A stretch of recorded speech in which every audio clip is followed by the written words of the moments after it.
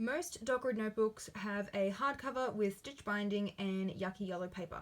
So I went looking for a notebook that did not have that and came across the Ghost Grid Dot Journal. It has wire binding which lays completely flat, doesn't matter where you open it in the notebook, and it also has bright white paper. It is a bit on the thin side. I'd say it's just under a centimeter thick. We'll have all the dimensions linked in the blog post down below. So you do get less pages, I think, in this one versus the hardcover. But if it means they're bright white and they lay flat, I would much prefer that. The size is about 5.5 inches wide by around about 8.5 inches high. Again, all those dimensions will be in the blog post, which will be linked down below. The cover is my favorite style, which I don't see many planners and notebooks doing.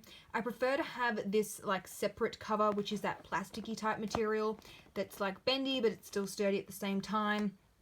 And then just a cardstock cover. So Plum Paper do this, and they also do a dot grid notebook, but it is more expensive. So if you're looking for a cheaper alternative, then the Ghost Grid would be the way to go. But there are a few others that do it. It's just not terribly common, so I do get quite excited when I see it because I just think it's much more practical. It protects it from dirt. It's lightweight. Like there's no laminate, so it's not going to get scuffed edges. You know, they're already rounded the edges for you. So I really like this sort of duplicate cover. And then in the inside here, we have little this belongs to page, and then we have the index. And there's multiple pages for the index, which makes a lot more sense. So you get 4 of them, which is great. It's just a simple list style format. Put your page, put your subject, line writing space.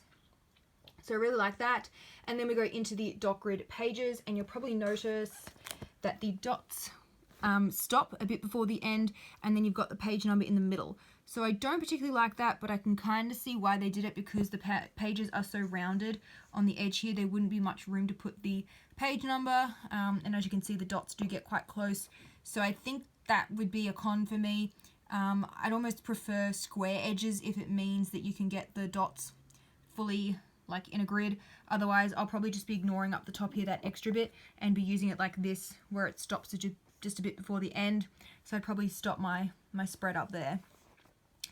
Page numbers in the middle does take up a bit more room, but it's either that or have them embedded within the dot grid, like in here, which I also don't really particularly like. The Rhodia notebook does it, and when I reel up a spread, I just rule over the top of that number and write it below anyway, so not a huge con that the numbers down here, I can live with it. It's still functional, and I mean it's bright white paper, so I'm a bit more forgiving if it has white paper. The dot grid spacing is 5mm, and it's just dot grid the whole way through. There is no pre-done like future log pages or anything. The only pre-printed thing was that index page.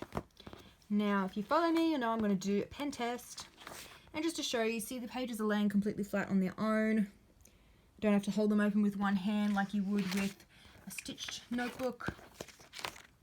Keep going. Here we go, pen test.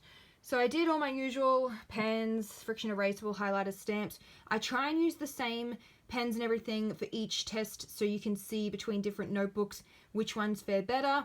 If you're not sure, if you're in doubt, always use a ballpoint pen because they will always do the best, regardless of whether it's like thick paper or thin. There's normally never any show through for a ballpoint pen. And as you can see, there isn't really any, that's where I do the ballpoint pen. You can't even really see that.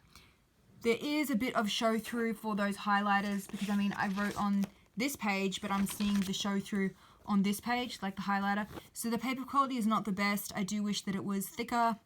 So there is quite a bit of show through for the thicker pens.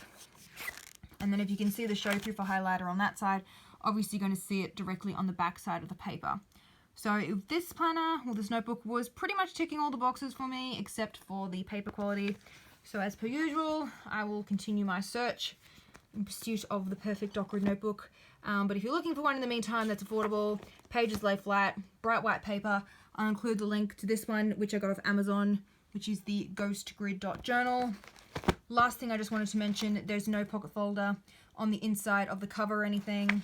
So just keep that in mind if a pocket folder is a deal breaker for you, because I know most of the sewn bound notebooks do include that that pocket in the dot grid notebook. So don't forget to subscribe. I usually post a couple of review videos each week, and I do have a comparison that I've done between about 30 dot grid notebooks. If you're still looking for one and this one maybe does not suit you, I'll have that download below as well.